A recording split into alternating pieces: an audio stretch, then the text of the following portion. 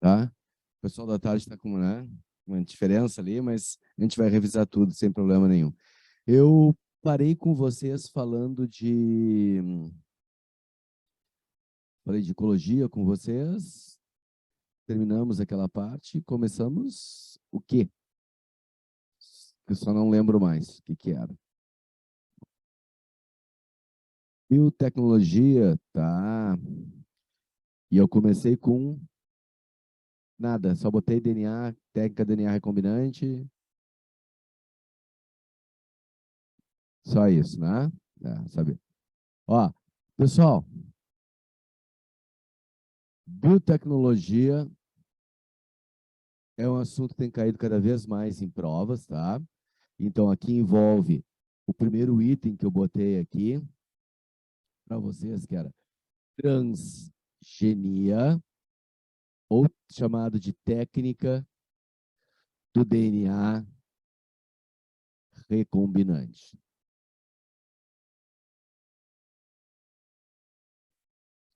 Técnica do DNA recombinante.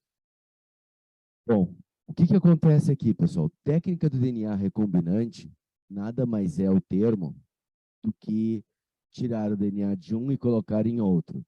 Transgenia é transplante de gene, ou tirar o gene de um e colocar em outro. O quimerismo é uma coisa que acontece de forma aleatória. Sim, isso, tá? Então, eu vou fazer esse processo de transgenia. O termo técnica DNA recombinante surgiu para evitar os preconceitos em relação ao nome transgenia. Tá? Por quê? Porque transgenia foi muito debatido em função da soja lá no passado, né, ali, que era monopólio econômico da Monsanto, e aí todo mundo falando de é bom, não é bom, é ruim, faz bem ou faz mal à saúde, tá? Na real, existe uma coisa assim, ó, não existe estudo suficiente para dizer que faz mal, nem que não faz, tá? Nenhum nem outro. Mas o que importa mais é o que é transplantado. Tá? Então, tem uma coisa que é a lei da biotecnologia brasileira impõe o seguinte, que todo o alimento que seja transgênico, para o transgênico, ele tem que ter um triângulo, tá? Preto, dentro do triângulo, uma cor amarela, eu não tenho caneta amarela aqui, tá, pessoal? Uma cor amarelada aqui no meio e um grande T aqui para dizer que é transgênico. Tranquilo? Isso é só para causar preconceito mesmo. Porque, na realidade, por exemplo, não existe pacote de salsicha, que a gente comentou na aula passada, né? Que não seja transgênico. Não existe salgadinho que não tenha produtos transgênicos, né? Que foi o que a gente comentou. Então, só para interessa mais é o quê? É o que foi transplantado. O que foi transplantado? Aí o ponto mais importante, tá? Então, assim, ó, vou dar alguns exemplos. No algodão que a gente faz a roupa, eles fizeram uma transgenia, que eles chamam de algodão BT, de um gene que deixa o algodão mais resistente ao uso de agrotóxicos. Então, como tem as larvas que atacam a lavoura de algodão, se eu botar mais agrotóxico, eu mato mais as larvas. Então, eu vou ter um rendimento maior para tirar o algodão. Tranquilo? Como o algodão a gente não come, que o algodão doce não é esse, né? Ali, né? A gente não come, tá? Não gera nenhum problema para nós. Mas se fosse um alimento que tu tem uma taxa maior de agrotóxico, causaria problema. Tranquilo? Sem problemas? Então, essa seria a ideia. Mas vocês já ouviram falar em arroz dourado? Arroz dourado é um arroz, tá? Que eles fizeram a transgenia do gene da vitamina A. E a vitamina A é um beta-caroteno. é o que dá a cor alaranjada, a cenoura, tá? Está presente dentro da beterraba também. Então, quando transplanta esse gene que vem lá da cenoura para o arroz, ele fica com uma cor amarelo alaranjada, assim. Daí o termo de arroz dourado, né? Nesse processo é feita essa transgenia. Vocês veem algum problema do alimento ter vitamina A para nós? Não, porque tem muito que tu enriquece quimicamente. Esse não, é um gene. A planta está produzindo já a vitamina A. Então, facilita o processo. Tem muita gente que não quer comer cenoura, já tem ali, né, a vitamina A no arroz. Então, isso não seria um problema. Ou seja, pessoal, a transgenia, o transplante de gene, ele pode ser feito de qualquer ser vivo para qualquer ser vivo. Que o DNA é universal. Todo mundo tem um DNA feito de adenina, timina, guanina, citosina, desoxirribose e fosfato. Todos os seres vivos. O que muda de um ser vivo para o outro é a quantidade desse DNA e que tipos de genes se formam com esse DNA. Mas todo mundo tem mesma estrutura de DNA. Tranquilo? Sem problemas? Então, essa seria a ideia. Eu posso fazer. Tem uma transgenia que fizeram, eles pegaram uma bactéria nossa, né? Digo nossa porque causa problema na gente, dá um amor incondicional à privada, tá? Que é a Escherichia coli, tá? A Escherichia coli dá uma diarreia forte, coisa ali, e eles transplantaram o gene da insulina humana para a Escherichia coli. E essa Escherichia, então essa cultura de bactérias, passa a produzir insulina. Aí eles retiram a insulina da bactéria para dar para quem é diabético. Detalhe, como é a própria insulina humana, ela tem uma efetividade no nosso corpo muito maior do que a insulina artificial que é produzida, né, para gerar a medicação. Então é bem melhor. Deixa eu fazer uma pergunta para vocês. Vocês consideram isso ruim? Não. Só para mostrar que transgenia nem sempre é ruim, tá? Como toda tecnologia tem bom e mau uso, tá? Essa, exatamente. Então, pessoal, tá? Tu tens essa situação aqui. Eu posso transplantar de qualquer um.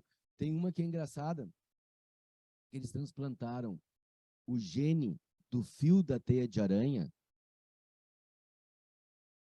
para a glândula mamária de uma cabra,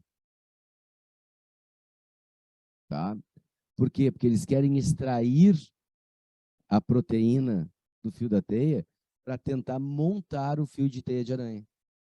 Se nós conseguirmos produzir um fio como da teia de aranha, tá?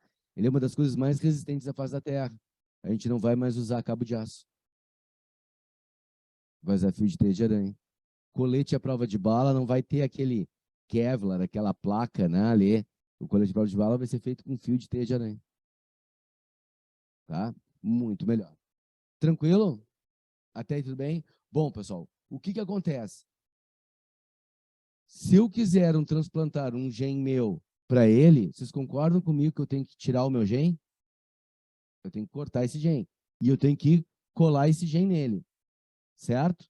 Tudo bem? Então, pessoal, para fazer transgenia, nós precisamos de algumas coisas, tá? Uma dessas coisas se chamam enzimas endonucleases de restrição. Pessoal, pode aparecer só o nome endonucleases, né, de restrição ou enzimas de restrição. Essas enzimas, elas cortam o DNA, tá? Elas cortam o DNA. O que acontece aqui de importante que tem que saber? É o seguinte, essas enzimas a gente descobriu em bactérias mesmo. Tá? São enzimas tiradas de bactérias. Descobriram bactérias que era uma forma que as bactérias tinham de se proteger de vírus. Então, quando o vírus introduzia o DNA dela, ela cortava o DNA do vírus e absorvia algumas partes desse DNA do vírus e ficava intacta, não morria. Então, foi uma forma de proteção que na evolução as bactérias fizeram para se proteger dos vírus, né? E a gente começou a usar essas enzimas. Tranquilo? Então, tem vários tipos de enzimas, elas são denominadas pelo nome da bactéria e por códigos. Então, tem a E. coli, a AMB3, né? Tem vários nomezinhos ali. O importante é o seguinte, que cada enzima de restrição corta o DNA num ponto específico. Então, todas que eu uso, elas cortam o DNA em pontos diferentes.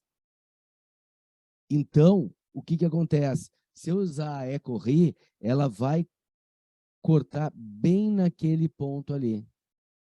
Tá? Bem naquele ponto. Se eu usar AMB2, ela vai cortar num outro ponto.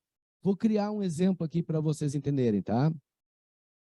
Então, eu tenho aqui o segmento 5 linha, 3 linha do DNA, e aqui eu tenho A, T, T, C, G, né? E eu vou te dizer que a enzima corta aqui. Tudo bem? No segmento 3 linhas, 5 linhas, eu vou ter o corte na posição que eu vou ter aqui. T, C, opa, G, C, T, T, A, A. Lá no segmento que der essa sequência aqui no 3 linhas, 5 linhas, é que eu vou cortar. Tudo bem? E vai cortar aqui no meio também. E o que... Tá dando para entender isso? Tá? O que vai acontecer? Se eu quiser transplantar um gene dela para mim, e eu usei a E. coli nela, eu obrigatoriamente tenho que usar a E. coli em mim, para o DNA poder se unir perfeitamente. Senão, não funciona. Tá? Eu tenho sempre que usar a mesma enzima. Então, vou pegar, cortar o gene dela que eu quero, usando uma enzima, e vou pegar o gene que eu não quero, o meu, tirar, né? E colar o dela ali. Fala, querida. Naquele ponto, naquela sequência. Tem que usar outra enzima. Tá? Tem diferentes tipos de enzima para poder utilizar. Tá? Cada uma corta o DNA em determinadas sequências. Mas o importante que a gente aprendeu é que eu tenho que usar sempre a mesma. Se eu vou transplantar de ti para mim, o gene, tá? Eu tenho que cortar no teu com uma enzima, no meu exatamente com a mesma para poder ligar. Esse que é o ponto importante. Ah, mas poderia ter usado outra enzima? Sim, poderia ter usado outra enzima. Só que o ponto do DNA cortado seria diferente, mas eu teria que usar o mesmo em ti e em mim, para passar o teu gene para mim, tá? Tranquilo? Porque eu não ia passar o meu para ti, porque eu não vou estragar o teu DNA. Né? Então, tu tem essa situação. Tranquilo? Sem problemas? Mesmo? Esse é o ponto importante. Só que eu preciso fazer o que também? A união do DNA. E aí, eu tenho as chamadas ligases. Tá? As ligases são enzimas para unir o DNA.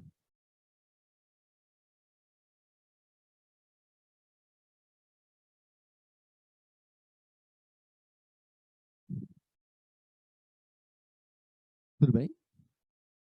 Tranquilo? E nós precisamos ainda do quê, pessoal? De um veículo de clonagem do gene. Ou seja, eu tenho que garantir que esse gene vai ser copiado e transmitido para todas as células, tá? Copiado e transmitido para todas as células. Então, o que vai acontecer aqui, pessoal? Tá? Esse veículo de clonagem do gene. Eu tenho como exemplo, vou fazer diferente aqui, para não achar que é outra coisa aqui. Eu posso usar o vírus ou o plasmídio. Tá? Se eu introduzir esse gene dentro do vírus, o vírus, quando entra numa célula tua, ele se replica. E depois ele sai dessa célula e ataca outra célula. Então, ele vai garantindo que esse gene que ele está replicando ali vai ser introduzido em todas as células que são necessárias. Tranquilo? Ele vai espalhando e vai espalhando gene. O plasmídio, vocês lembram o que era o plasmídio? O plasmídio é uma porção de DNA circular que tem nas bactérias, que ela usa para produzir o que é mais vantajoso para ela, tá? Na realidade, ele normalmente está envolvido com a defesa da bactéria. Então, por exemplo, no plasmídio, tu vai produzir essas enzimas tem o código genético das enzimas endonucleases de restrição. Que é o plasmídio para proteção da bactéria, e ele produz as enzimas necessárias para isso. Tudo bem? Quando eu digo que ele produz, ele tem o código necessário. Como é uma porção de DNA, esse plasmídio se auto-replica, tá? Então, o que acontece? Vou botar o plasmídio aqui no canto, deixa eu virar o quadro aqui, porque já não estou enxergando tão bem.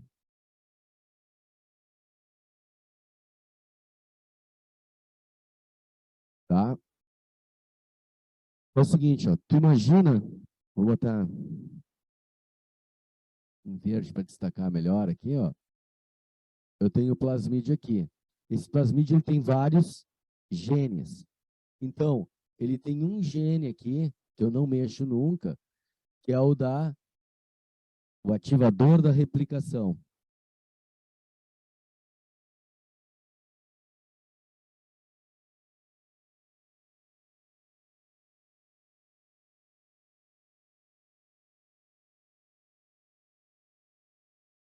Ele tem um outro gene aqui, que é o ativador da síntese proteica.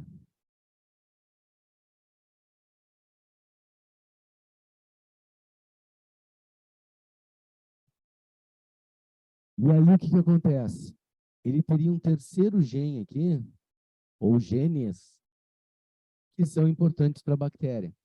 Quando eu quero fazer uma transgenia, o que eu vou fazer? Eu vou pegar a enzima de restrição e fazê-la cortar o DNA. Tá? E quando ela corta o DNA, eu tiro esse pedaço. E aí eu vou colocar aqui o DNA que me interessa. Tá? Então, a porção de DNA que me interessa. E nesse ponto, eu vou usar as chamadas ligases, as enzimas de união, para unir. Aí eu introduzo isso de novo na célula, ou numa bactéria, ou numa outra célula qualquer, que quando ela vai se replicar, o DNA plasmídio também se replica, vai ter em todas as células e garante a produção desse gene. Tudo bem? Sim? Tá. Pessoal, qualquer combinação pode ser feita aqui, tá? Como eu disse. Tanto é que eu falei de um gene humano colocado numa bactéria, tá? Já foram feitas experiências de tudo que é jeito, tipo feitio.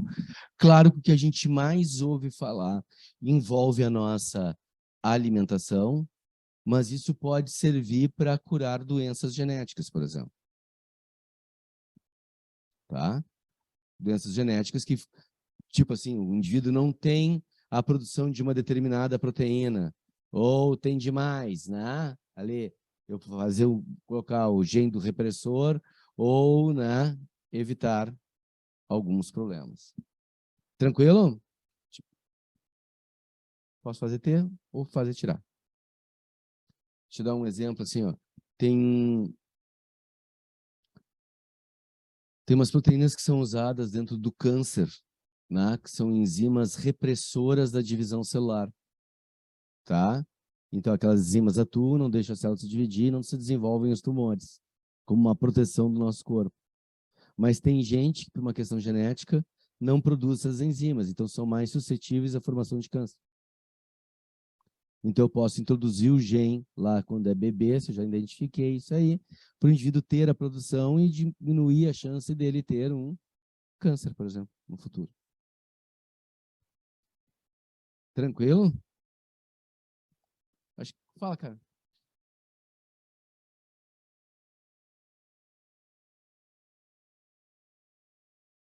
Esse aqui é o veículo de clonagem, o plasmídio. Ele é o próprio veículo de clonagem. Tá? Que eu vou introduzir ali. Eu mostrei como se faz usando o plasmídio. Porque no vírus é só introduzir no vírus, né? E o vírus mesmo faz o processo de replicação dentro das tuas células, né? Ou da célula de quem eu quiser, né? Lembrando que vírus tem para todo e qualquer ser vivo, né? Tem vírus que ataca a bactéria, tem vírus que ataca protozoário, tem vírus que ataca fungo. Fechou? Tranquilinho? Então isso aqui é uma grande coisa para o futuro de tudo que a gente pode fazer. Eles já fizeram algumas coisas imbecis, por exemplo, pegar o gene da bioluminescência, de acender a luz, né, ali, de mãe d'água e colocar em rato, né?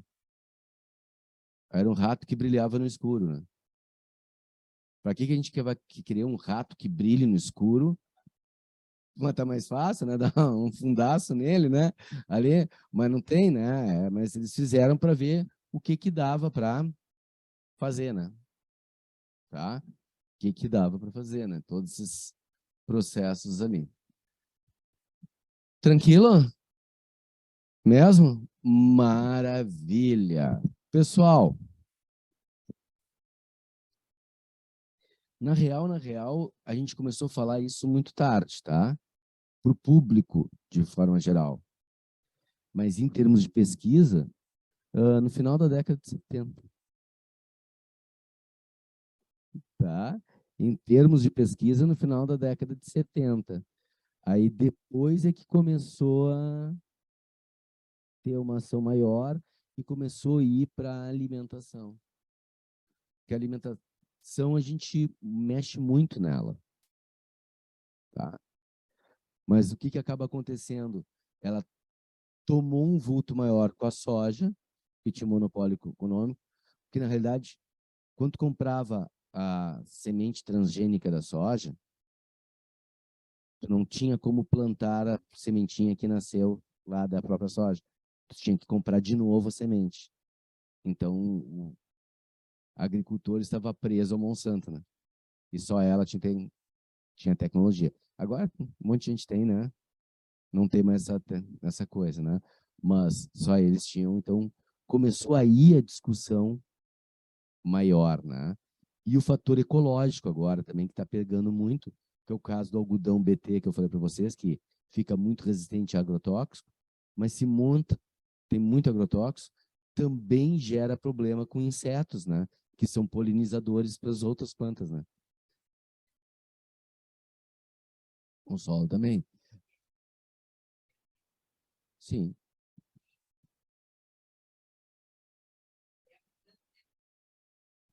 É que, na realidade, o agricultor, para ter uma cultura, tem tanta coisa que pode dar errado e ele não ter uma produção que ele possa ganhar dinheiro, que determinadas coisas, né, elas passam a ser usuais para ter um determinado controle, e o impacto sendo menor para ele, né?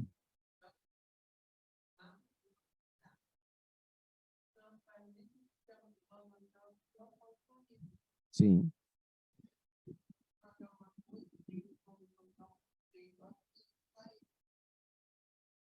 Uhum.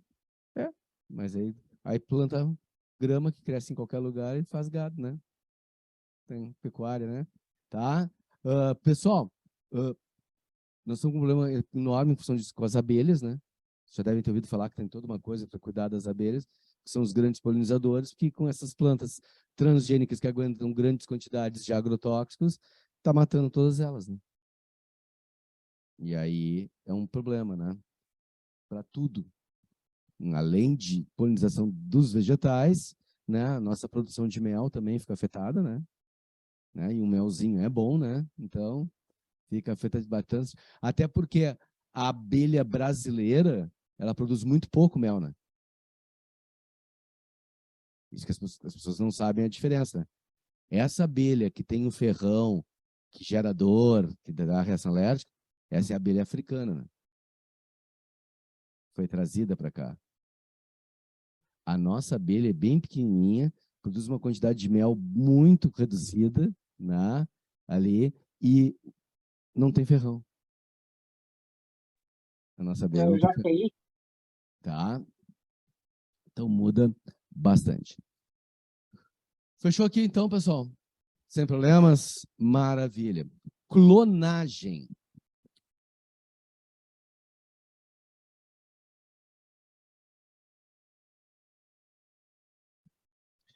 A clonagem é tu fazer um indivíduo geneticamente igual ao outro. Não fenotipicamente igual, mas geneticamente igual. Por exemplo, vocês já conhecem um clone. Acabou de sair daqui. Giovanni é o clone do Cid do Era do Gelo, né? Ele é o clone do Cid da Era do Gelo. Então, tu tem, né, uma estrutura que é fazer um outro igual, tá? Fazer um outro igual. Tranquilo com isso, pessoal? Sem problemas? Bom, o que que eu vou ter que fazer aqui? Eu vou ter que pegar um gameta feminino sem núcleo,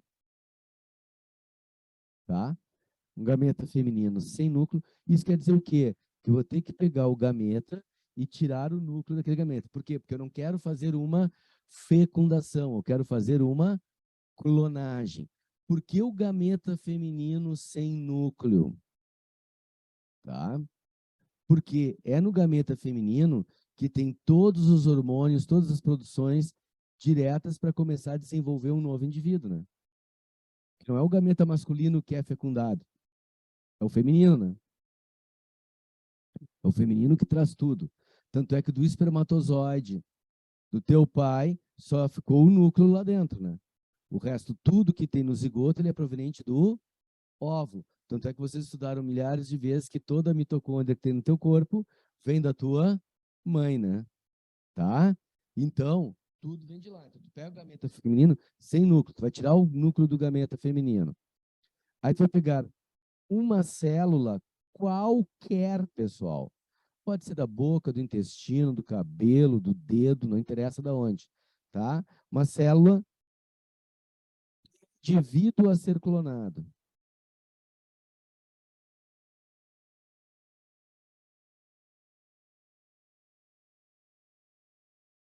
E tu retira o núcleo.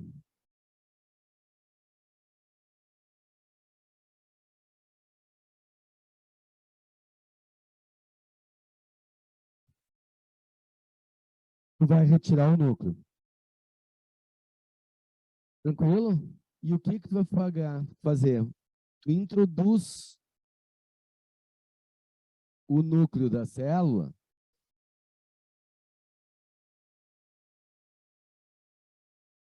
no óvulo sem núcleo. Vou botar aqui. Desculpa. Vou tirar o termo óvulo, botar aqui. No gameta sem núcleo. E depois introduz o gameta com o núcleo novo.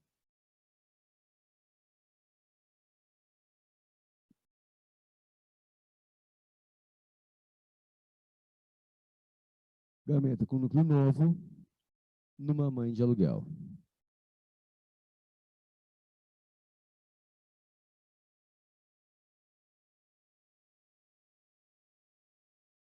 Numa mãe de aluguel.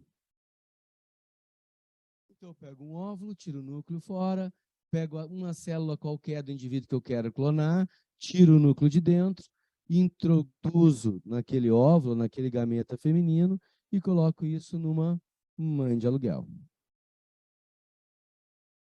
Tranquilo? Sem problemas?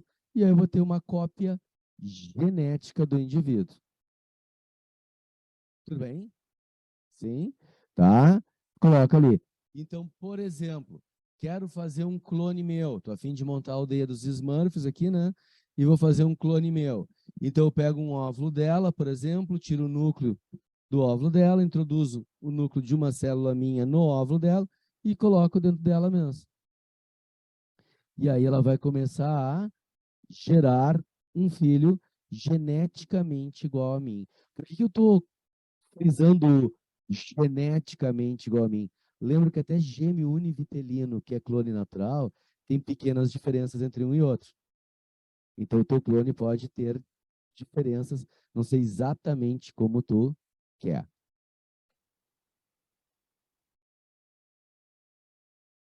Não, já nem funciona direto, tá? Se for de planta, ok, porque tu está fazendo uma coisa para crescer logo em seguida e tu fazer o abate, né?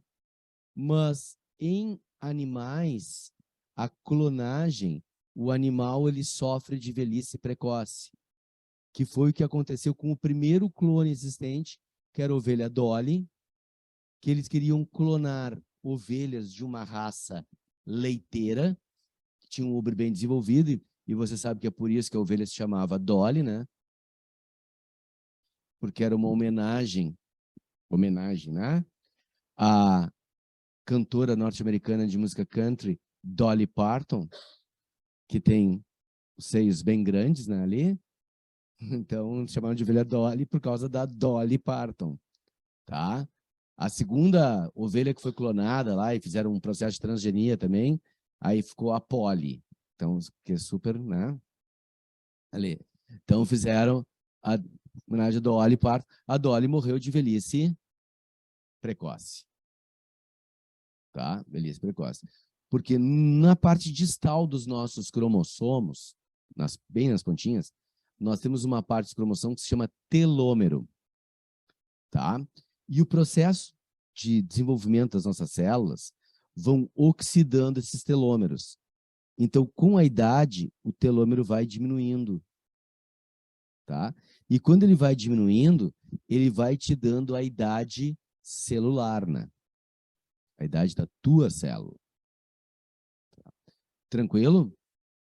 Por isso que todas as coisas anti-envelhecimento, elas são antioxidantes para diminuir o processo de oxidação dos telômeros e a célula permanecer mais jovem. E por isso que tem gente que parece ter uma idade muito menor ou menor do que a que tem, e outros parecem ter uma idade maior do que a que tem. Tá? Parte dos processos de oxidação. Tranquilo? O Giovanni, por exemplo, ele parece ter uma idade menor do que a que tem. Tá? O Giovanni está com 51, por aí, 50, 51, 52. Tá? Então ele parece ter uma idade menor do que tem, na realidade. Tranquilo? Sem problemas?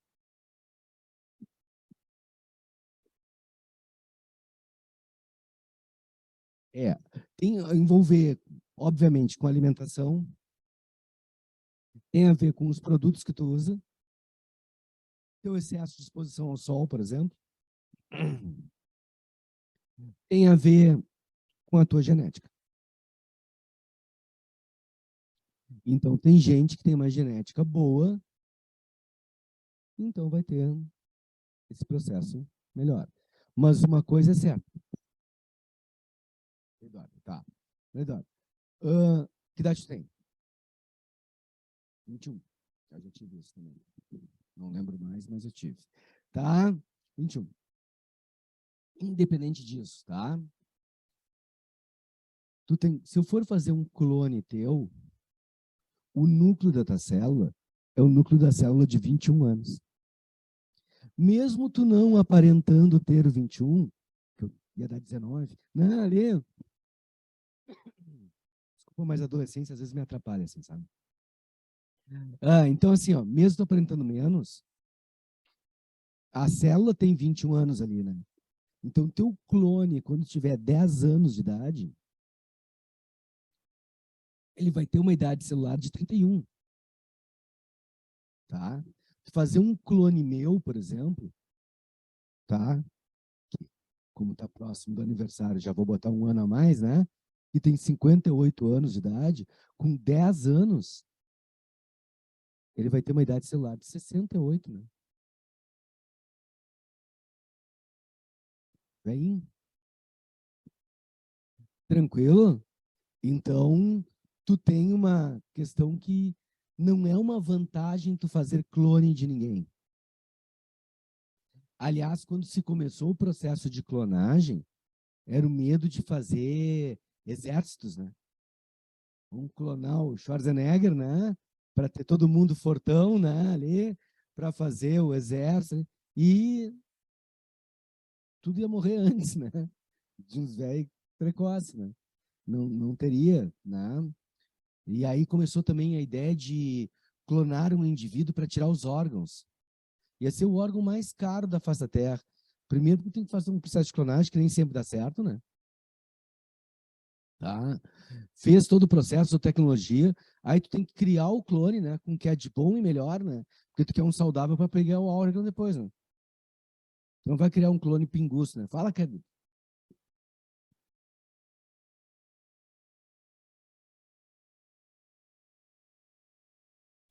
Na realidade, o que passa para o clone? Ele é bombado porque ele fez muito exercício, né? O clone teria que fazer a mesma quantidade, mesma intensidade de exercício. Só que existe uma coisa que as pessoas não se dão conta. Tem gente que faz anos de musculação e não aumenta 1 centímetro de músculo. E tem gente que faz assim, ó, deu, já tá na grandão. Existe a tua disposição para o desenvolvimento da musculatura ser mais forte ou não, de acordo com a tua carga genética, né? Tá?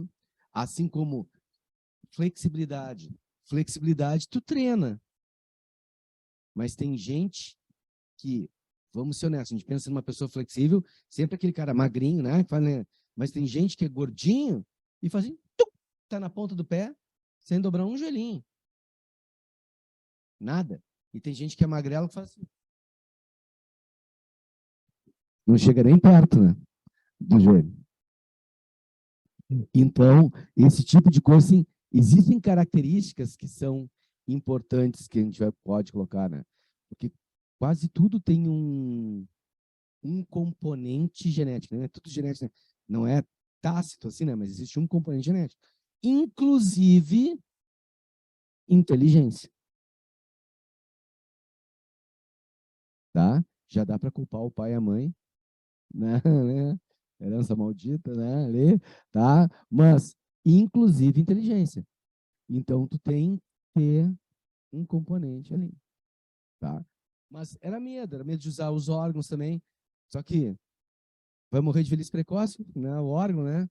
Não é vantagem nenhuma, né? Só que daqui, pessoal, derivou um processo muito importante. Então, essa clonagem de indivíduos, ela ficou abandonada. Só para planta mesmo, né?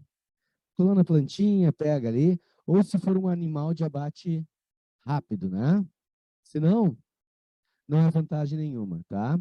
Hoje em dia, eu vou botar assim, ó, B.1, tá? Porque a clonagem, a gente chama de clonagem terapêutica. A clonagem terapêutica, ela clona tecidos. Ela vai clonar tecidos para o teu corpo ficar melhor. Então vamos criar um exemplo. Assim, vocês imaginem que o Marcos é um baita pinguço, né? Bebe todas, né? tá? Como tem jogo do Brasil amanhã, hoje já sextou, né? Já começa de hoje, né? Ali no processo, tá? Mas, né? Ele tem um fígado aí que já está virando um patê, tá? O que pode se fazer? Fígado é um órgão que regenera, por exemplo, tá? Então eu pego o pedaço bom do fígado dele, faço uma biópsia, tiro algumas células e vou clonando essas células e vou fazendo lâminas de tecido de fígado com a carga genética do fígado dele. Depois eu faço o quê? Eu corto um pedaço do fígado dele, fora, porque o fígado regenera, e costuro as lâminas de tecido que eu fiz de fígado nele. O que vai acontecer, pessoal? Rejeição zero, né? Porque o tecido dele, né? Foi clonado dele o tecido. E aí ele vai ter um fígado melhor, que ele vai conseguir sobreviver e não vai morrer por causa daquilo ali. Fala, querida.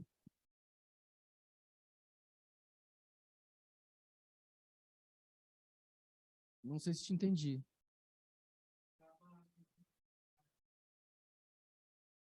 Ah, tá. Tu quer fazer, clonar tecidos e fazer carne artificialmente. Talvez sim, num futuro em que nós tenhamos pouco espaço para a criação de animais. Tá? Aí talvez sim. Né? Tu criar em laboratório por não ter um espaço para criar uma vaca, né? Ali, ou um porco, né? Embora eu ache que o futuro da nossa alimentação vai ser muito mais a gente aprender a comer coisas que não se come hoje e que seriam nutritivas também e passar a ter, como, por exemplo, insetos. Hã? Mais acessível e mais baratos. Tá? Na realidade, eu vou te dizer, né? Se nós comêssemos na população mundial, porque tem lugar que come, né? Se nós comêssemos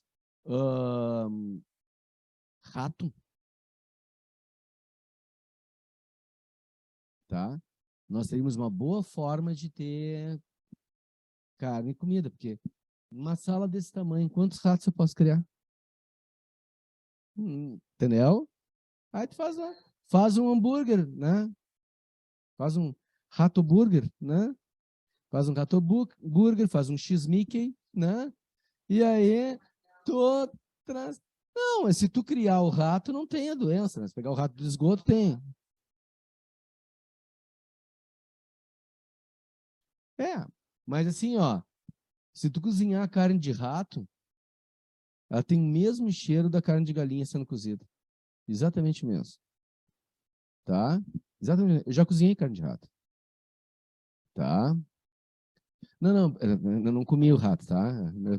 Mas eu até hoje eu acho que até eu experimentaria, mas antes eu era muito jovem, não comia, né? Tinha 18 anos. Eu trabalhava empalhando bicho na faculdade para as culturas de mestrado e coisa, né? Eu trabalhava, a gente começa aprendendo com rato e o meu chefe, tinha doutorado em um bicho que é um roedor também, que é um tipo de rato que chama tucutuco. Não sei se vocês conhecem tucutuco. Tucutuco é um ratinho que faz uma galeria embaixo da terra.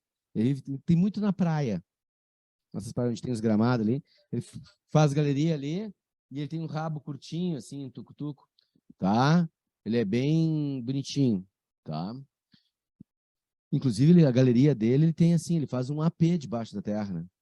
Ele tem a área que ele põe a comida, a área que ele dorme e a zona e a área no AP que é para transa. Sabe? Tem todo ali. É um apartamento de um dormitório, né? E ali tem a sala grande ali, com TV ali, tudo, né? Que é a zona do abate ali, tá? Então, ele faz ali. Alguns roedores só conseguem identificar a espécie pelo formato do crânio e dos ossos da pelvis. Como é que é mais fácil tirar a carne do osso? Cozinhando. Então, a gente cozinhava para limpar, para tirar toda aquela cor do conteúdo interno, ficava só o ossinho ali, e aí a gente, sim, passava no álcool, no éter, né? Um monte de coisa, um monte de produto para conservar o osso, para ficar como uma coisa da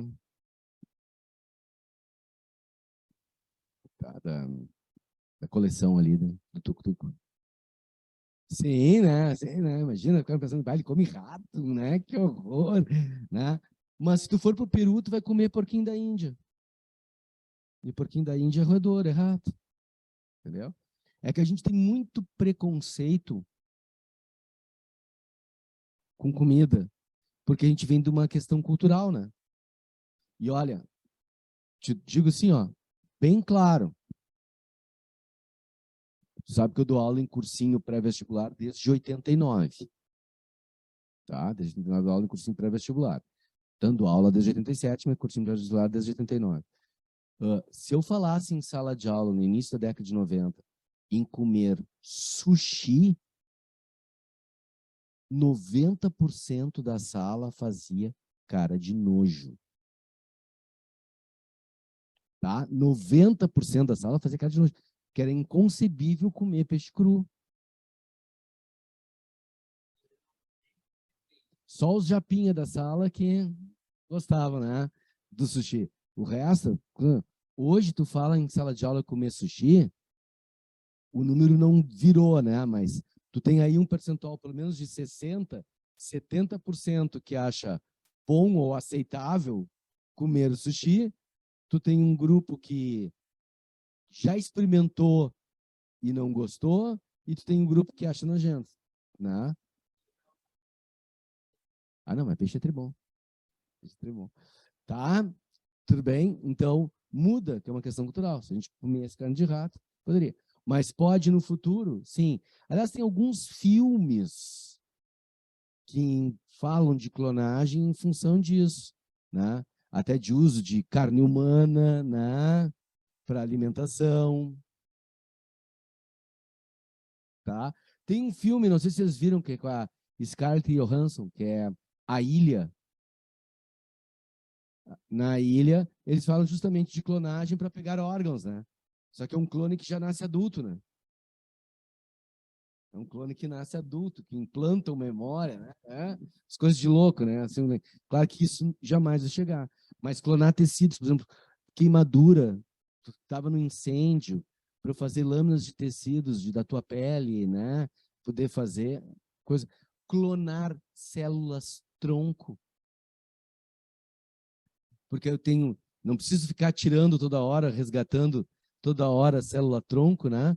Eu simplesmente posso clonar as células tronco, fazendo mais células tronco, né? Então, esse tipo de situação é perfeito, né? Eu consigo clonar.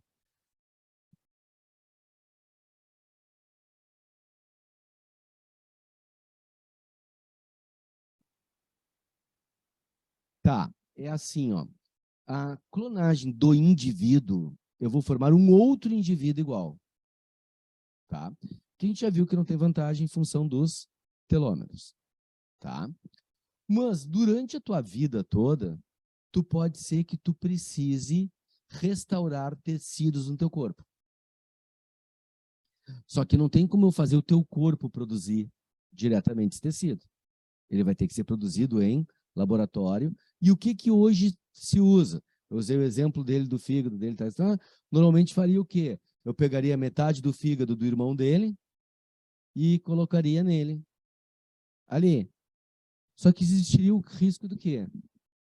Rejeição, certo? Então, hoje tu pode transplantar um pedaço do fígado ou pegar, usar pele de peixe para ajudar na regeneração da tua pele em caso de incêndio, tá? Uma série de coisas que eu posso usar. Só que tudo tem risco de reações. Se eu pudesse produzir um tecido teu mesmo, a chance de ter uma reação ela diminuiria muito, o que aumentaria a eficácia do uso desse tecido. E como é que seria a melhor forma de eu produzir um tecido teu mesmo? Eu clonar as tuas células. Então, se eu quero mexer nas células da tua pele, eu vou pegar os núcleos da célula da tua pele para clonar ela. Ou pegar do célula do teu fígado e clonar. Que aí eu consigo fazer esse processo e aí eu posso utilizar. Claro que isso demandaria um certo tempo, né? Mas ajudaria muito, né? Por exemplo, essa coisa, tu vê que pessoas que ficaram queimadas, que ficam com muitas cicatrizes, né? Coisa que tu diminuiria isso, né? Usando tecidos, né? Fala, irmão.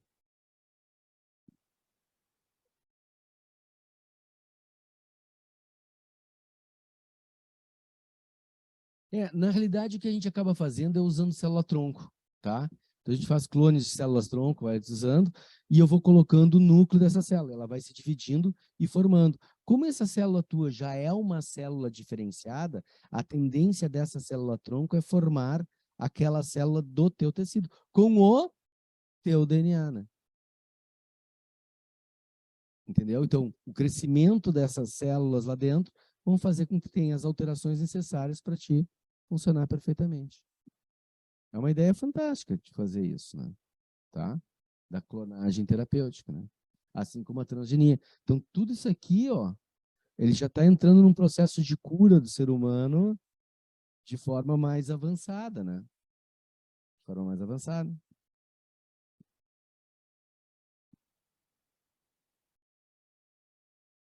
Sim. Sim. O que é um infarte?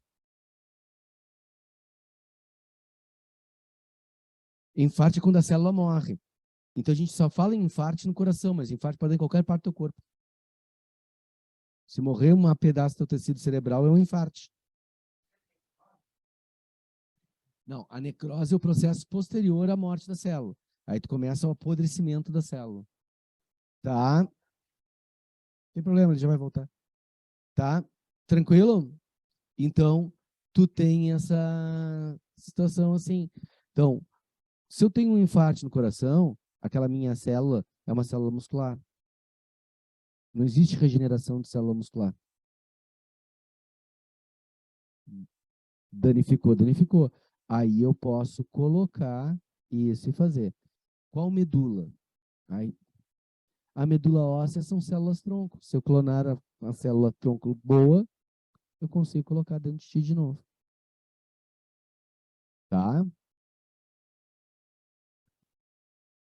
A pesquisa nisso continua sendo feita, mas, digamos assim, o uso desse processo não é tão elevado.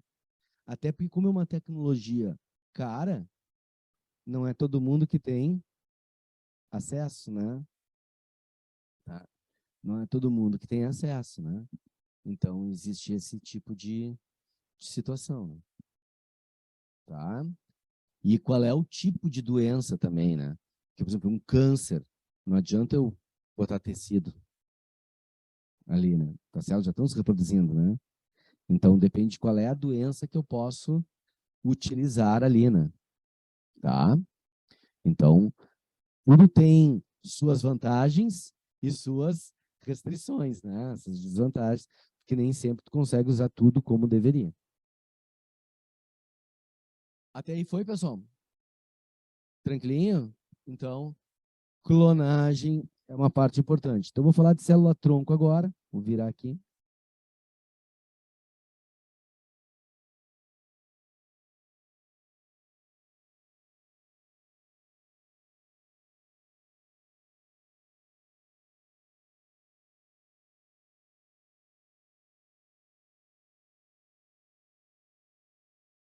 Na realidade, dentro da medicina, existe muita pesquisa que a gente nem fica sabendo, né? Porque tem muita coisa que a ideia é algo que seja bom para curar, né? Tem que fazer. Então, por exemplo, uh, larva de mosca está sendo usado em cura, sanguessuga.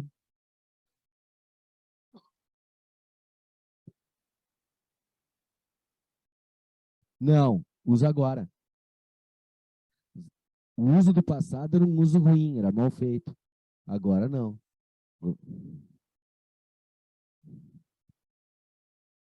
Hoje o uso é bem específico da sanguessuga.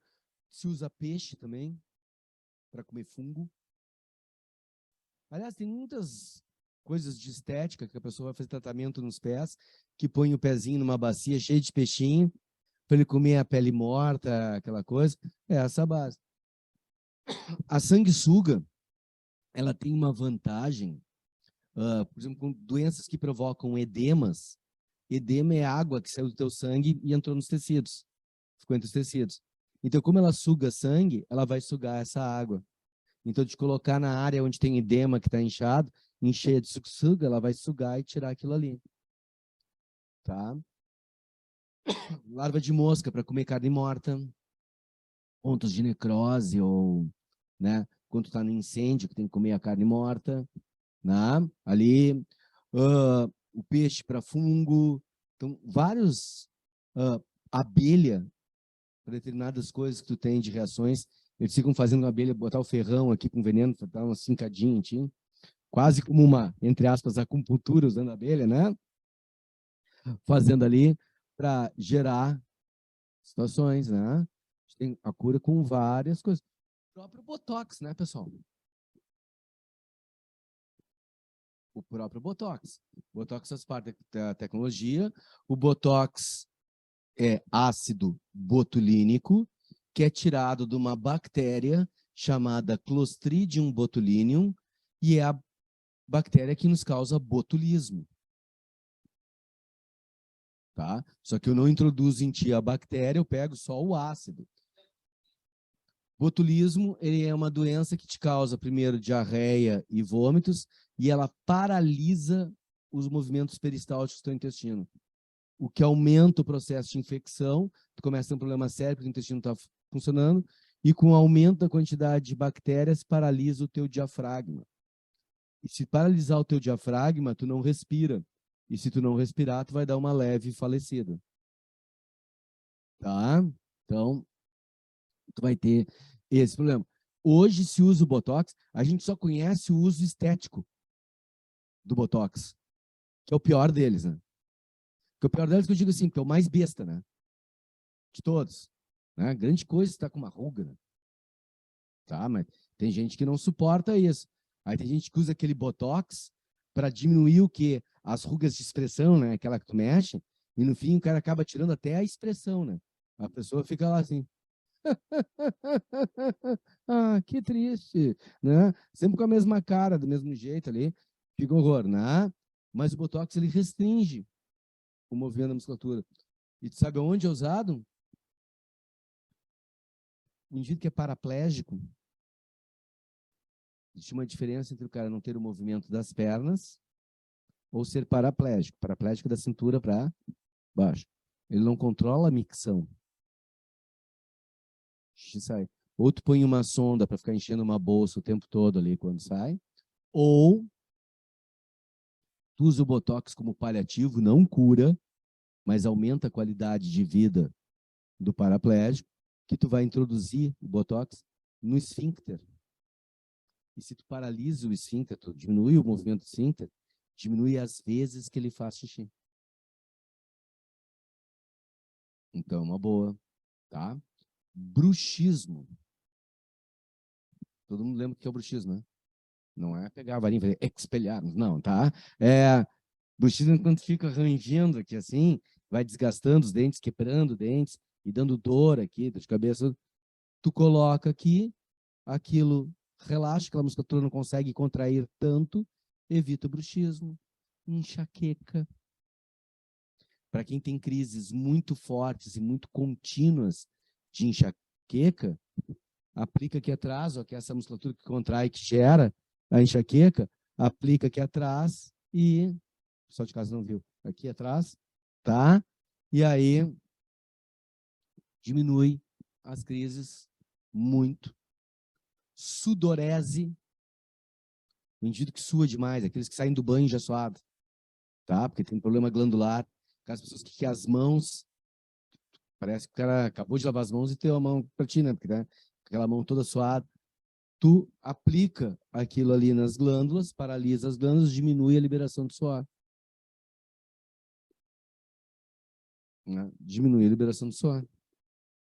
Então, esse é o ponto, entendeu? Tranquilo, pessoal? Sem problemas?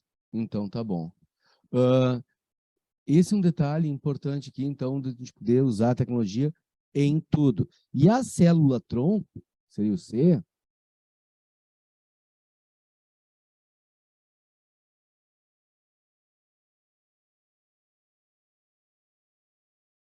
Essas são as células que podem formar qualquer coisa. Só por que o nome de célula-tronco? A ideia do tronco de uma árvore, que eu tenho um caule comum para tudo, e ele se ramifica para todos os lados, ou seja, uma célula primitiva que pode virar qualquer coisa, tá? Que pode virar qualquer coisa. Todas as nossas células, lembrem o seguinte, que isso é uma coisa que às vezes as pessoas acabam esquecendo, tá? Que assim, ó, quando tu foi concebido, o espermatozoide do teu pai fecundou o óvulo da tua mãe. Tranquilo? E aí tu tem uma célula só, que vira 2, 4, 8, 16, 32, tá? Célula da pele é igual à célula muscular? É igual à intestinal? A nervosa? Então, no teu processo de desenvolvimento, as tuas células vão ter que sofrer uma série de modificações, que a gente chama de diferenciação, porque eu estou tornando esta célula diferente da outra, tá? É a diferenciação. E nessa diferenciação, eu posso formar os diversos tipos celulares, partindo de uma célula inicial. Então, a célula-tronco é o mais próximo possível dessas células embrionárias, tá? Que é para que eu possa usá-la e transformá-la em qualquer coisa que seja necessária. Tá? Qualquer coisa. Para poder fazer uma série de curas. Tá? Tranquilo? Antes de eu colocar os tipos de célula-tronco e falar de como surgiu as coisas todas, tá? Uma das pessoas que mais botou grana para a pesquisa da célula-tronco foi um ator chamado Christopher Reeve, super-homem, que caiu do cavalo, quebrou a segunda vértebra cervical e que causou para ele tetraplegia, ou seja, do pescoço para baixo, nada ele movimentava. Depois de muitos anos de tratamento, ele conseguiu mexer o dedo indicador da mão direita. E a respiração, ele conseguia ficar 90 segundos sem a máquina ligada para botar oxigênio para dentro dele. Tá? Então, ele investiu muito, que sabia que não era para ele, que ele ia morrer antes, né? Mas sabia que pessoas como ele no futuro poderiam ser beneficiadas para fazer a regeneração das células nervosas. Né? Tu ter de novo aquilo ali. Teve uma cega que eles fizeram um teste, deu certo, porque tu ser cego pode ser por vários tipos de problemas diferentes.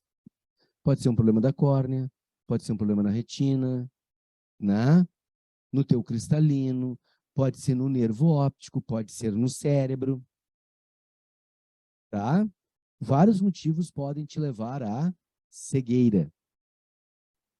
E eles pegaram uma cega que o problema era o nervo óptico.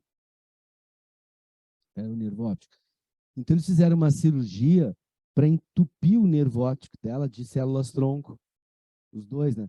Para ver se isso fazia com contato com a célula nervosa, que aquela célula se reconstituísse numa trama de células nervosas novas e que fizesse conexão com o cérebro e a cega voltou a enxergar. E deu certo, pessoal. A cega voltou a enxergar. O grande problema disso é que eles não sabem o porquê que deu certo. Tá? Que é o grande... Não deu certo. Às vezes as coisas dão. Ó, deu e tu não sabe por que que deu. Tá? Vai tentar repetir e não dá certo. Né? Faz exatamente os mesmos passos. Né? Ou seja, falta... Não conseguiram fazer análise do que realmente funcionou bem, qual é o procedimento que tem que ser feito. Tá? Bom, a pesquisa de célula-tronco, ela começou pegando embriões, pessoal, que ficam guardados por muito tempo. Porque, na realidade, assim, ó, tá? Criando uma situação. Imagina que um casal quer ter filhos, né? Ali, Então, eles começam a produzir em laboratório, fazendo aquela fecundação in vitro, produzindo os embriõezinhos para usar. Tá? Aí fica, põe um, não dá certo, põe o outro, dá certo, né? Aí já tem o filho, aí o cara fica um tempão sem pensar em ter outro filho, né? Porque acabou de ter um, né? Tá feliz com aquele. E aí, quando quiser usar aquele embrião, já não dá mais, porque ele ficou tempo demais congelado. A gente diz que os embriões, o gameta não. O gameta fica mais tempo. Mas o embrião congelado, ele tem uma vida de 4 anos. Depois disso, ele fica inviável para ser utilizado. Né? Então, se usava muito. Essas clínicas estão cheias. E não pode botar fora, né? Porque alguém pagou, né? Só depois que morreu, né? Então, se usava para fazer pesquisa. A lei da tecnobiologia brasileira, tá? Ela estabeleceu que tu podia usar os embriões congelados com 4 anos de vida congelados ali.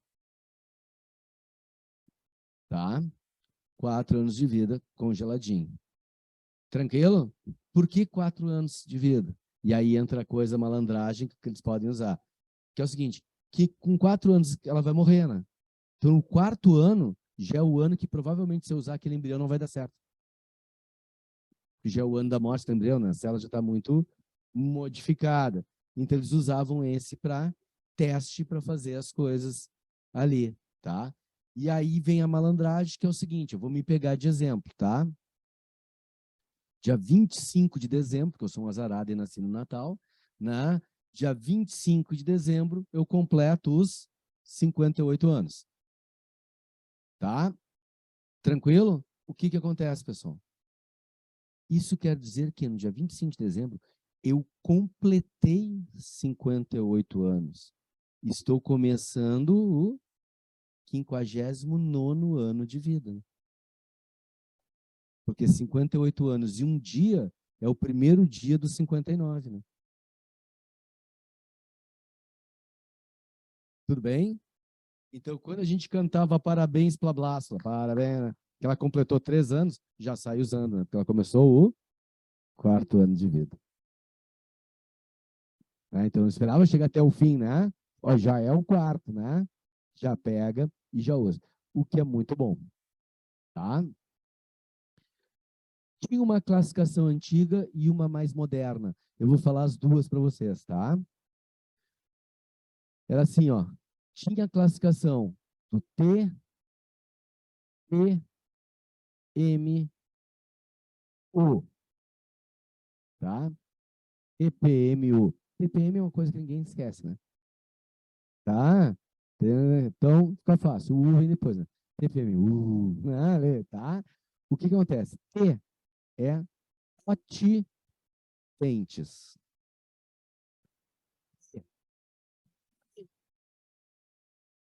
Potentes. M, multipotentes. Bem? E o U, unipotentes. Que, pessoal, é o que a gente menos quer. Tá? É de uso mais restrito e não dá. Potipotente forma os tipos celulares.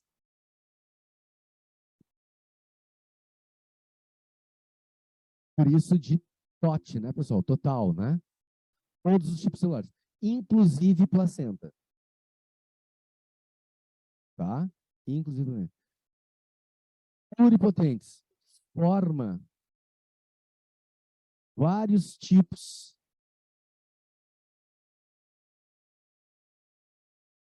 celulares dos diferentes tecidos.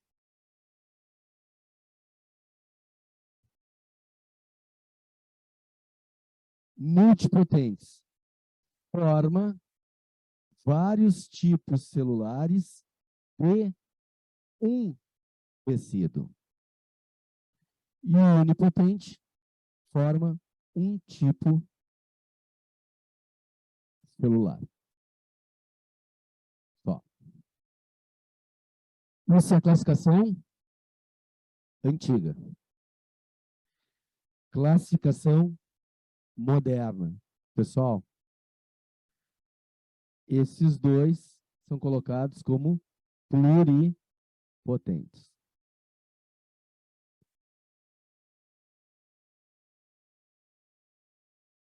Isso, eu botei os dois. Tá? Por quê? Porque se tu pega uma questão para estudar mais antiga, ela está utilizando a classificação antiga. Se tu pega uma moderna, ela está usando a classificação moderna, tá? Então, só para tu entender e não se confundir, saber, ó, as questões que falavam de célula-tronco na década de 90 usavam essa primeira classificação. Mas aqui fala nos anos 2000, usa a classificação que tem o vermelho ali. Tranquilo? Para entender bem, tá? Para posicionar. Essas totipotentes são as células referentes à mórula. Lembram de zigoto, mórula, blástula, gástula? Tá? É a sequência. A mórula é o primeiro estágio, onde as células estão se multiplicando. Ela tem ali em torno de 12 células, ali, de 8 a 12 células. Tu tem a mórula. Então, uma célula forma 2, 4, 8, 12. Tem uma mórula, né? Tá? E aí tu vai tendo esse processo aqui. Essa é a fase que ainda não houve nenhum tipo de diferenciação. Então, pode ser utilizado.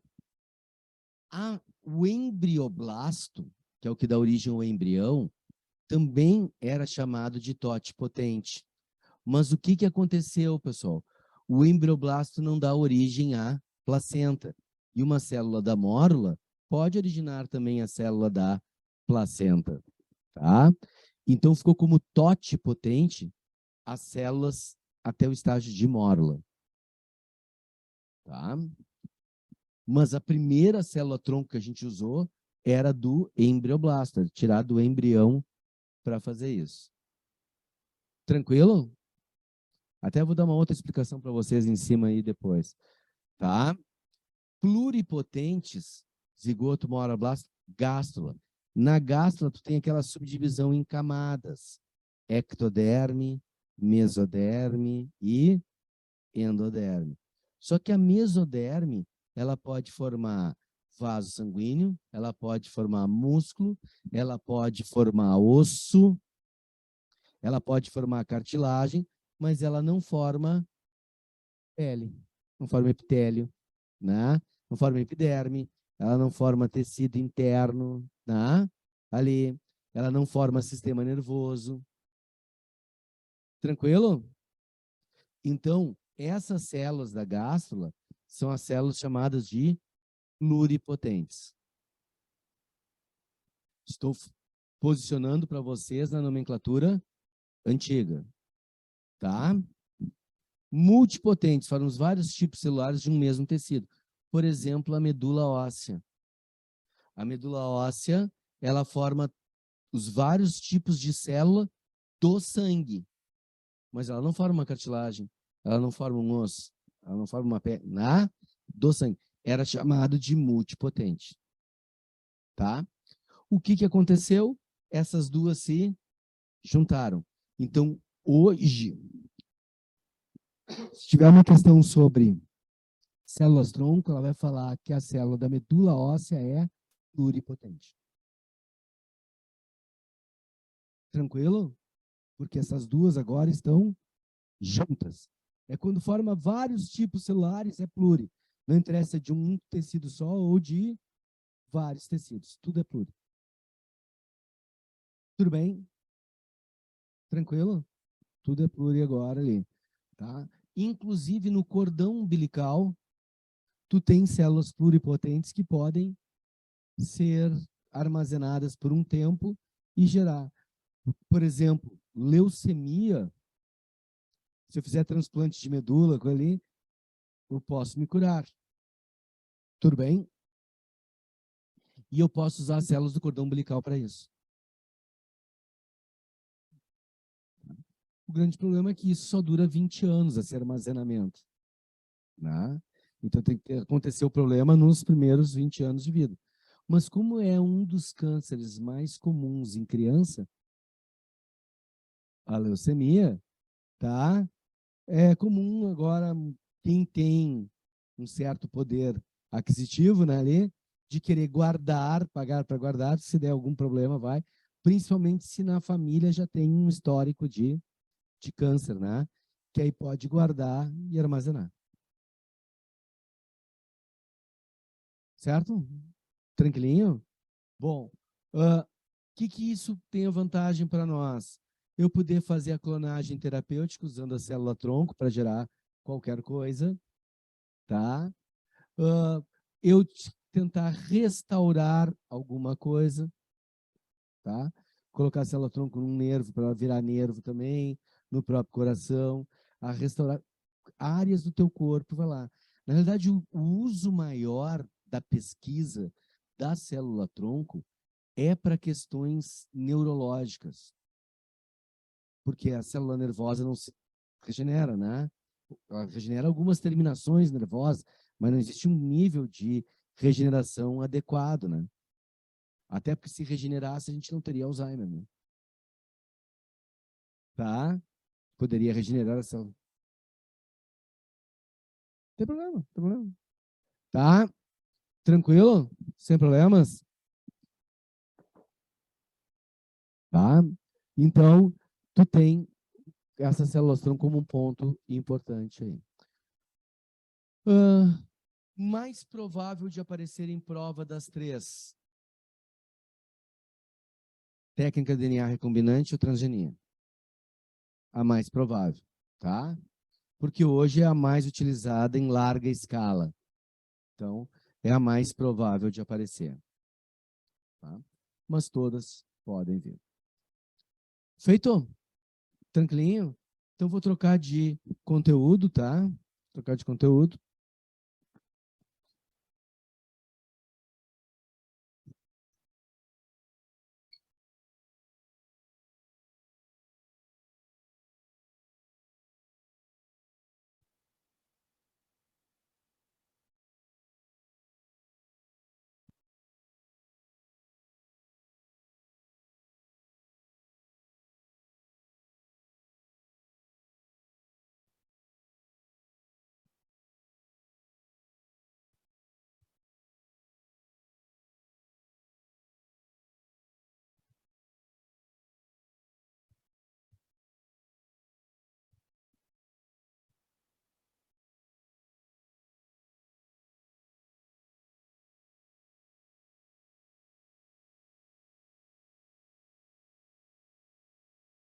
Genética.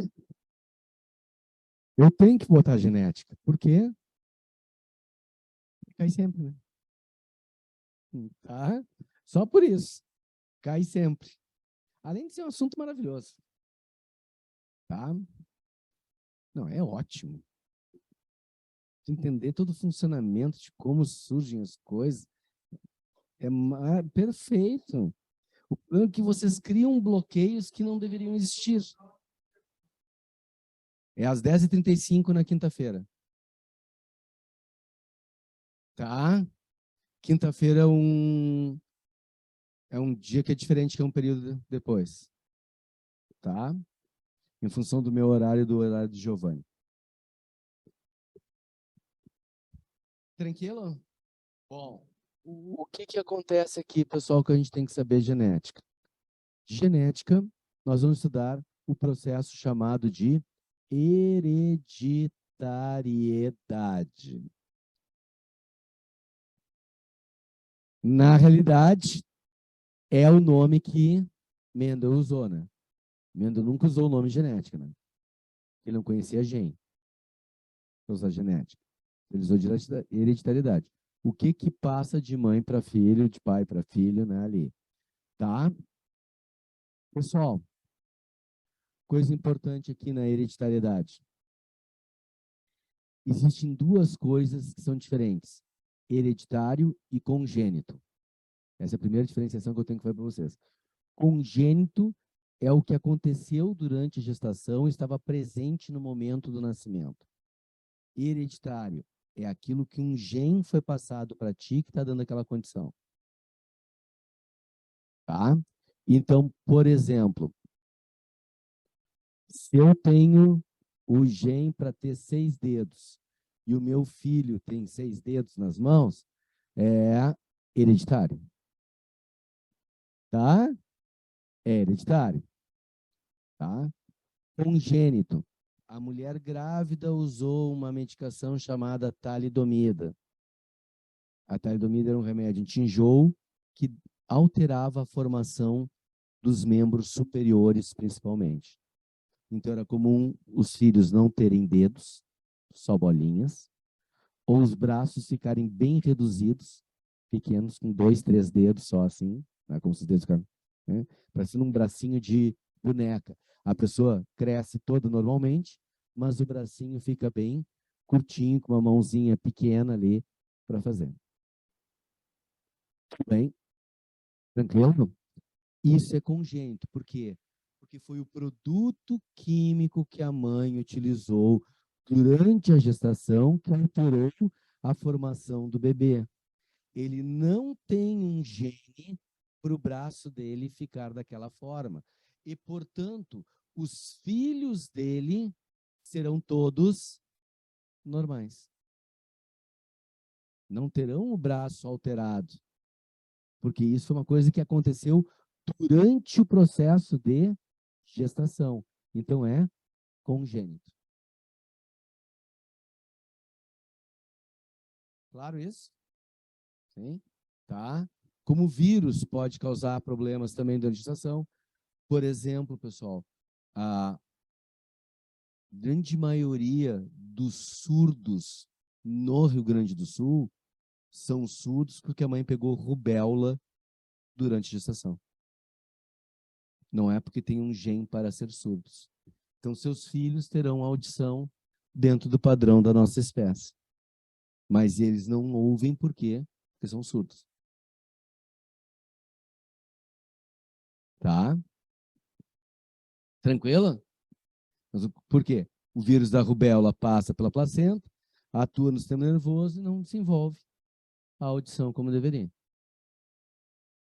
Eu dei 2 anos aula numa escola especial para surdos, tá? Não sei se vocês conhecem, não sei se está aberta ainda até hoje, porque eu nunca mais passei ali.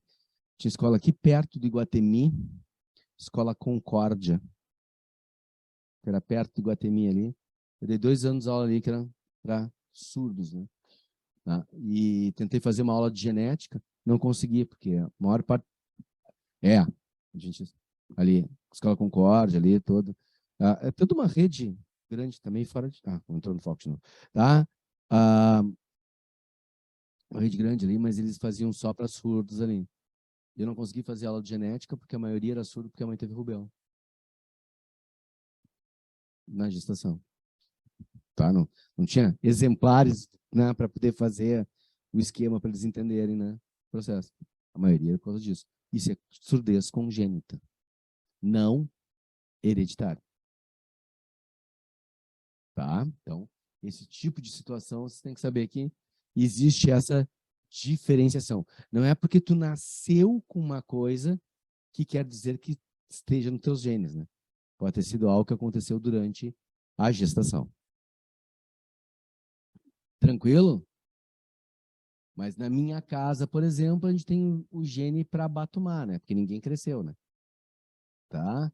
Todo mundo ficou abatumado ali, ninguém cresceu. Então, tu tem essa situação. Tranquilo, pessoal? Bom, o que acontece? Os genes estão localizados nos cromossomos. E eu vou usar aquela piadinha imbecil, né? Que são os cromossomos que dizem cromossomos nós, né? Tá? Então, o que acontece aqui, pessoal? Os nossos cromossomos estão aos pares. E por isso que o símbolo da nossa célula é 2N. A gente tem 2 de cada um. Tá? Então, o que acontece? Eu não vou fazer o desenho do cromossomo em xizinho, porque na realidade ele não é um X. Tá? Ele é uma coisa alongada. Por que a gente sempre desenha ele como um X? Porque a única hora que a gente vê o cromossomo é na divisão celular, na mitose e na meiose. E ali eles estão duplicados. E por isso que eles parecem xizinho. Como é a única hora que a gente vê, a gente desenha daquele jeito. Mas, na realidade, ele é simples. Ele não é um X. Tá? Tudo bem? Tranquilo? Então, eu estou fazendo aqui. Nós temos 23 pares de cromossomos. Estou pegando a espécie humana, cada grupo animal tem o seu número, né? A mosca drosófila tem 8, o chimpanzé tem 48 cromossomos, né? Tem 44 pares, a mosca drosófila tem 4 pares. Desses 23 pares, 22 pares são chamados de autossomos. Numa tradução literal, seria cromossomos do próprio corpo, né? Tá? E um par sexual, também chamado de alossomo. Pessoal, essa informação é só uma decoreba, né, ali, mas eu coloco isso porque vocês têm aquela síndrome de nomes diferentes levam vocês ao erro. E é comum aparecer na questão de genética, gene autossômico dominante, gene autossômico recessivo. E as pessoas se apegam a essa palavra, que é o autossômico, né? Não leem só gene dominante e gene recessivo, né? Ali. Autossômico quer dizer o quê? Que o gene que está num desses pares. Então, quando eu te digo que é um gene autossômico, eu só estou te dizendo, ó, esse gene não está localizado no cromossomo sexual. Só isso. Ah, em qual cromossomo ele está? Não interessa. Ele não está no sexual. Porque no sexual é que vai mudar o comportamento, porque o homem é XX e a mulher é XY. O resto é tudo igual. Certo, pessoal? Tranquilo? Os cromossomos que formam o par são chamados de cromossomos homólogos. E eles são homólogos porque eles são iguais. Eles falam dos mesmos genes, das mesmas características.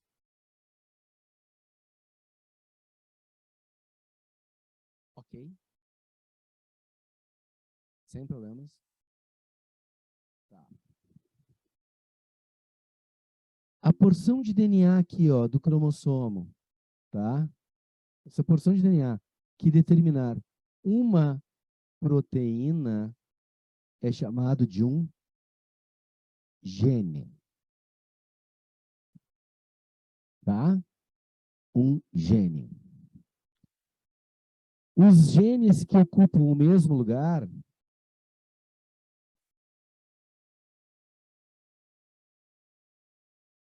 esses genes que ocupam o mesmo lugar são chamados de genes alelos. Pessoal, tomem cuidado que às vezes as pessoas se confundem pra caramba com isso, né? E acaba atrapalhando o entendimento da genética. Quais são as cores de cabelo padrão que a gente tem na espécie humana? O preto, amarelo, vermelho, né? É cabelo escuro, loiro e ruivo. Tudo bem? Pessoal, todos os genes, cabelo escuro, loiro e ruivo, são genes para cor de cabelo. Então, é o gene da cor de cabelo. Só que o gene para cabelo escuro é um alelo, o gene para loiro é outro alelo e o gene para ruivo é outro alelo. Tudo bem? Então, gene para cor de cabelo é o gene. Esse gene para cor de cabelo possui 3 alelos: cabelo escuro, cabelo loiro e cabelo ruivo.